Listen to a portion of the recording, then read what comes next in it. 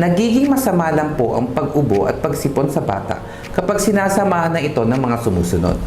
Una, kapag masyado nagiging madalas na ito. Sunod, kapag tumatagal na ng mahigit sa 2 at 3 linggo. O kaya sinasamahan na ito ng matinding sakit sa ulo at tenga. Kapag sinasamahan na ito ng mga thick secretions na kulay green or yellow.